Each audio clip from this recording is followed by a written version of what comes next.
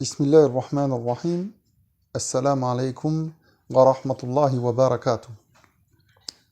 Nous nous retrouvons aujourd'hui pour aborder une nouvelle thématique durant ce mois de Ramadan et nous allons aborder ensemble la gestion du temps durant ce mois. Le mois de Ramadan est un mois qui est propice au travail de l'introspection, notamment dans l'introspection à faire, l'introspection sur l'utilisation que tu fais de ton temps.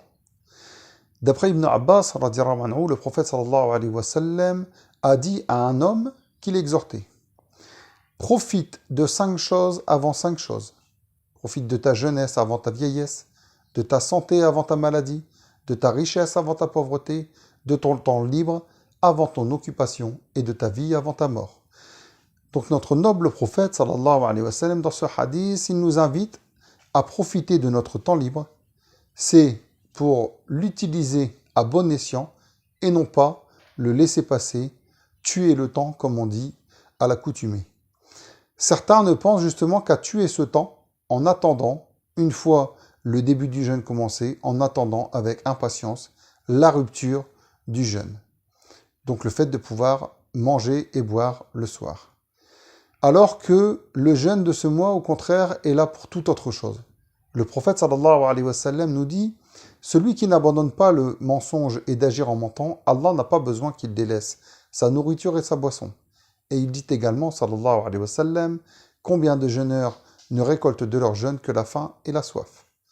Donc durant celui-ci, durant ce mois, il est important de faire un effort pour nous organiser, pour gérer notre temps, et surtout en cette période particulière où le fait de ne pas ou peu sortir de chez nous rend les journées semblables, répétitives, voire monotones.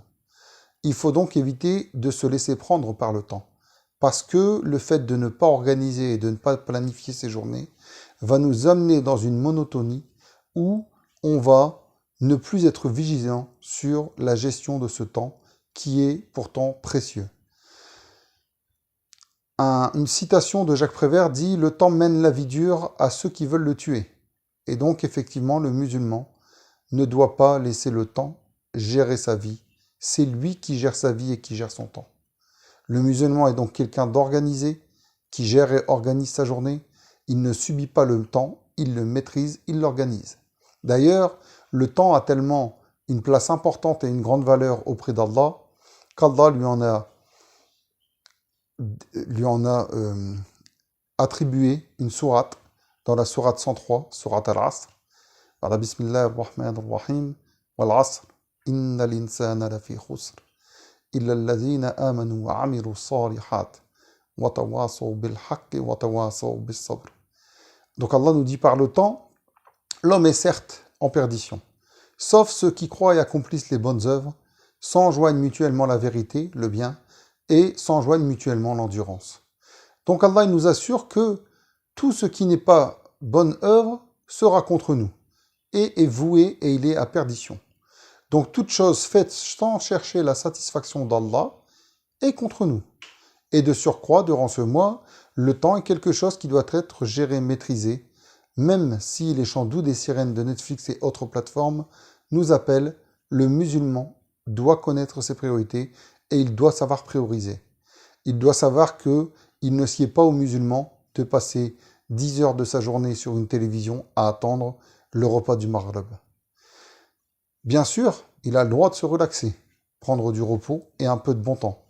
Mais en ce mois, le musulman doit avant tout redoubler d'efforts. Ce mois n'est pas le mois du sommeil, il est le mois du travail, le mois de l'effort. Ibn Abbas radhiyallahu anhu nous rapporte: le prophète sallallahu alayhi wa sallam était le plus généreux des hommes, et particulièrement au mois de Ramadan, lorsque le rencontrait l'archange Jibril alayhi salam avec la révélation et lui enseignait le Coran, sa générosité était ininterrompue, comme le souffle continu du vent bénéfique. C'est un hadith qui est rapporté par l'imam Bukhari. Donc, notre noble prophète sallallahu alayhi wa sallam, notre exemple, redoubler d'efforts durant ce mois. Et redoubler dans ce cas, ça ne veut pas dire redoubler, c'est-à-dire recommencer comme à l'école où on redouble une classe. On n'attend pas l'année prochaine pour essayer de faire mieux que ce qu'on a fait cette année. Au contraire, redoubler, c'est augmenter l'effort, s'arracher, comme on a tendance de dire de manière coutumière. Et donc ce mois-ci est le mois pour lequel Allah nous réserve une récompense particulière que nul ne connaît, et donc, durant celui-ci, on recherche et on cherche à faire en sorte que le regard qu'il porte sur nous durant ce mois, il nous trouve dans l'effort, avenant avec les autres, excellent dans le comportement et les politesses. Donc, durant celui-ci, on optimise son temps. On se lève assez tôt le matin, avant le fajr, pour pouvoir faire le suhoor, c'est-à-dire le petit déjeuner du matin, et pouvoir faire quelques rakats, quelques prières surérogatoires, et invoquer Allah dans notre soujoud avant l'heure de la prière canonique. Une fois l'heure arrivée, nous faisons notre prière canonique, et nous continuons en faisant notre zikr et notre wird. Suite à cela, on profite aussi de la matinée pour essayer d'apprendre un peu sa religion, de lire un petit peu le Coran et d'autres ouvrages de notre religion, et on se consacre également à ses obligations journalières. Le musulman n'est pas celui qui attend allongé sur un canapé, tellement il est fatigué, exténué d'une fête de jeûner. En effet, avant la rupture du jeûne également, enfin, on profite pour faire des doigts et demander à Allah d'accepter notre journée de jeûne et qu'il fasse en sorte que celle à venir soit meilleure que celle passée. Et le soir, on n'oublie pas de faire son zikr et également de prendre un temps pour lire et faire quelques prières surérogatoires. Profitons donc, car nous savons que le mois de Ramadan est un temps durant lequel l'attirance pour les actes religieux est décuplée. Ainsi, celui qui est négligent dans sa prière, qu'il profite de ce mois et de cet élan spirituel pour se mettre au clair avec celle-ci. Idem pour le Coran, faisons un effort journalier. Le zikr, carburant spirituel et essentiel en ce mois, donc faisons le plein de ce zikr. Et bien évidemment, multiplier les bonnes œuvres principalement avec ses proches, profiter de ce mois pour passer du temps en famille. Lorsque l'on demande au prophète sallallahu alayhi wa sallam quelle aumône était la meilleure, il répondit l'aumône faite durant le mois de Ramadan. Premièrement donc, l'aumône la meilleure est celle faite durant le mois de Ramadan.